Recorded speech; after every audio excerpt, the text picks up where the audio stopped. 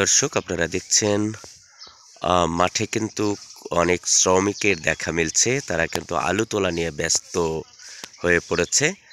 এই বর্তমান আলুর মৌসুমে নারী পুরুষ থেকে শুরু করে সব বয়সের মানুষ এই আলু তোলার কাজে ব্যস্ত হয়ে পড়েছেন। যদিও আলু পুরো দমে কিন্তু তোলা শুরু হয়নি, তবে কিছুদিনের মধ্যে হয়তোবা পুরো এলাকা জুড়ে এই আলু উত্তোলনের কার্যক্রম শুরু হবে।